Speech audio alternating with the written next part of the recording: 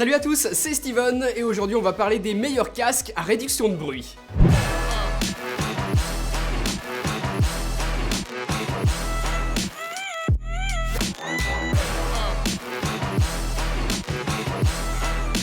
Pour cette vidéo, j'ai utilisé le QC35 de Bose et le MDR1000X de Sony, des casques qui coûtent quasiment 400 € chacun mais qui sont actuellement les deux meilleurs sur le marché. Les deux peuvent s'utiliser en filaire et en Bluetooth et leur particularité bien évidemment, c'est la réduction de bruit active. Voilà comment fonctionne la réduction de bruit active en simplifiant au maximum. Le casque est équipé de micros qui vont capter le bruit ambiant, donc le bruit des voitures, le bruit du métro, le bruit des gens qui crient, bref, tous les bruits que l'on n'a pas envie d'entendre et qui gênent notre écoute de la musique.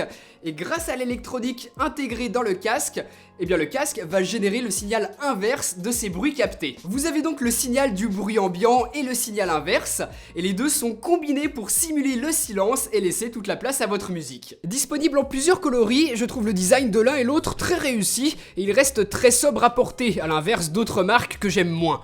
Les mousses sont douces et mention spéciale pour le QC35 qui peut se plier dans tous les sens sans le moindre souci. Les deux casques sont légers et avec une qualité de fabrication parfaite. À ce prix-là, encore heureux, mais on a une vraie impression de solidité sans que le casque ne soit lourd sur les oreilles. Les coussinets sont très agréables et pivotent à 90 degrés pour permettre de ranger facilement le casque. Avant de vous proposer cette vidéo, j'attendais de prendre l'avion pour pouvoir tester ces deux casques dans la pire des conditions, pendant le décollage. Quand je suis allé à Barcelone pour le MWC, j'ai utilisé le Bose à l'aller, le Sony au retour, et j'ai vu la différence.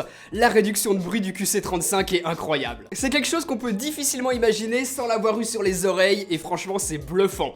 Pendant l'atterrissage de l'avion par exemple, je voyais l'avion trembler, je ressentais les secousses, mais dans mon casque j'entendais quasiment rien à part ma musique, et ça fait super bizarre. La réduction de bruit du MDR1000X est moins bonne. Pas de beaucoup, mais Bose a fait tellement fort avec son QC35 que du coup je m'aperçois que Sony est un poil en dessous à ce niveau-là.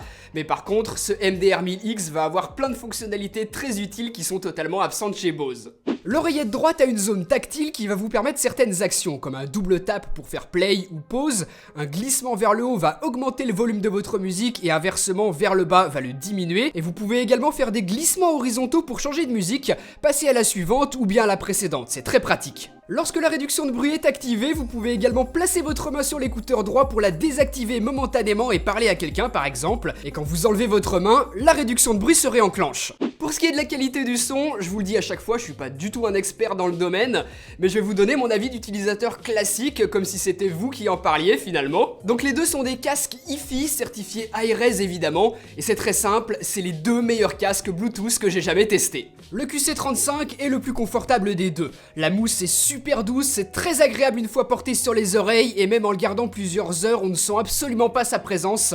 C'est un vrai plaisir de porter ce casque.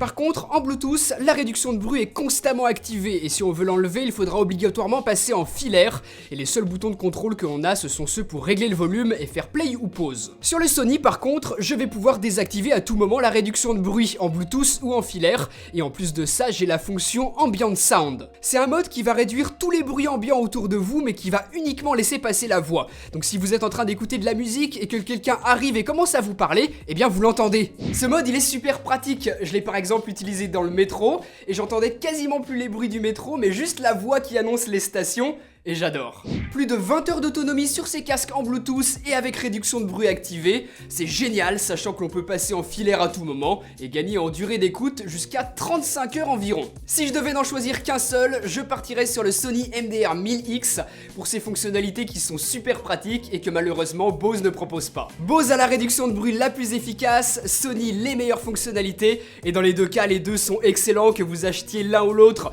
je vous assure que vous serez absolument pas déçus, et comme d'habitude, si vous êtes intéressé, vous retrouvez juste en dessous, en description de vidéo, les liens pour les acheter. Si la vidéo vous a plu, pensez à lâcher un gros pouce en l'air, ça fait toujours plaisir. Vous pouvez aussi cliquer juste ici sur les petites vignettes pour voir d'autres de mes vidéos. Abonnez-vous si vous voulez ne pas rater la suite, et moi je vous dis à très bientôt pour une prochaine.